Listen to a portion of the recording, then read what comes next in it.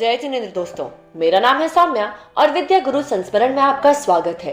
विद्या गुरु के रोचक संस्मरण सुनने के लिए चैनल को सब्सक्राइब जरूर करें और वीडियोस को शेयर कर गुरु प्रभावना में सहयोगी बने। तो दोस्तों, प्रस्तुत प्रसंग हमने अनिर्वचनीय व्यक्तित्व पाठ्यक्रम 2 से लिया है। तो दोस्तों, जैसे कि हम जानते हैं कि आचार्य भगवंत को जब भी कोई पीड़ा होती है तो वह पहले से ज्ञात नहीं हो पाती, क्योंकि आचार्य भगवंत तो स्वमुख से कुछ भी नहीं कहते हैं।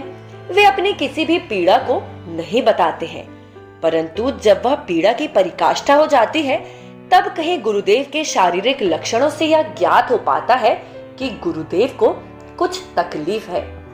लेकिन इस पर भी आचार्य भगवंत सहजता से उपचार स्वीकार नहीं किया करते, और जब बहुत अधिक हो जाती है स्थिति तब कहीं गुरुदेव केवल काष्ठ औषधि को ही स्वीकार किया करते हैं। तो दोस्तों, प्रस्तुत प्रसंग सन 2008 रामटेक नागपुर का है। इस समय आचार्य भगवंत के प्रवास के दौरान आचार्य भगवंत की दाढ़ों में भयंकर दर्द हुआ, और दर्द इतना कि गुरुदेव का आहार कर पाना बहुत मुश्किल हो गया। और इस बात को होते होते 10-12 दिन हो गए कि गुरुदेव आहार में केवल पेय पदार्थ ही ले पा रहे थे, और दर्द निवारक देशी उपचार के तौर पर अमृत धारा आदि सभी चीजों गाल पर लगाने के बाद भी आचार्य भगवंत की पीड़ा किंचित भी कम नहीं हो रही थी। अब जब पीड़ा बढ़ती ही जा रही थी, किसी चीज से उपचार नहीं हो रहा था, तो संघस्थ साधुओं ने एक चिकित्सक से परामर्श किया, और चिकित्सक ने कहा कि कुछ औषधि अगर नहीं लेते हैं गुरुदेव, तो कम से कम मैं एक मंजन दे रहा हूँ। इस मंजन को शुद्ध रूप से बनाया गया है और इसे दांतों पर रगड़कर 5 मिनट तक लगाए रखने से ही लाभ होगा। परंतु गुरुवर तो अदंत धावन मूल गुण के पालन करता है। गुरुदेव ने उंगली से दांतों पर मंजन नहीं रगड़ा।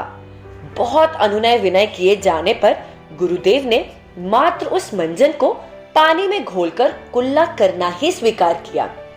दोस्तों, संघर्ष ज्येष्ठ साधुओं ने गुरुदेव से कई बार निवेदन किया कि गुरुदेव इस मंजन को कुछ देर तक मुख में ही रखें तो अच्छा रहेगा, पर गुरुवर तो रहे संकोची। चौके में इतनी देर भला कैसे बैठ सकते थे, सो मंजन का कुल्ला करना ही स्वीकार किया गुरुदेव ने। दोस्तों, एक दिन की बात है, गुरुवर का आहार टीकमगढ़ में बाल ब्रह्मचारिणी बहनों के यहाँ हुआ। अब बहनों को आचार्य भगवंत की इस चिकित्सक वाली बात ज्ञात थी, सो उन्होंने आहार के बाद गुरुवर को कुल्ला करने मंजन वाला जल तो दिया, और उसके साथ ही डरते डरते नीचे से पात्र हटा दिया।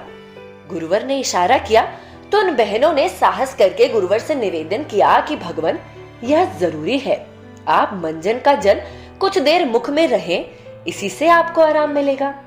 परंतु दोस्तों, करुणावत गुरुदेव कुछ ही देर ठहरे और पुनः पात्र के लिए इशारा कर दिया, और पात्र रखते ही गुरुदेव ने कुल्ला किया और गुरुदेव चौके से चले गए। उन्होंने औषधि लेना या दांतों पर मंजन रगड़ना बिल्कुल भी स्वीकार नहीं किया, और अंततः दाढ़ों को निकलवाना ही पड़ा। दोस्तों, आचार्य भगवंत दांतों को निकालने के लिए किसी स्प्रे या इंजेक्शन का प्रयोग नहीं करवाते। जिस तरह स्वयं केशों को उखाड़ लेते हैं, वैसे ही आहार के बाद चिकित्सक से दांतों को भी उखड़वा लिया करते हैं। और वर्तमान में गुरुदेव के 5 दांत ही शेष हैं, बाकी सब दांत निकल चुके हैं। तो दोस्तों, धन्य है आचार्य गुरुवर, जिनके दांतों की इतनी असहनीय वेदना भी उनकी क्रियाओं में बाधक नहीं बन पाई। ऐसे संत शिरोमणि आचार्य भगवंत के चरणों में त्रिवार नमोस्तु। फिर मिलेंगे गुरुदेव के कुछ नए रोचक संस्मरण के साथ। तब तक हमसे जुड़े रहें हमारे YouTube, WhatsApp और Facebook पेज से। सादर जय जिनेन्द्र।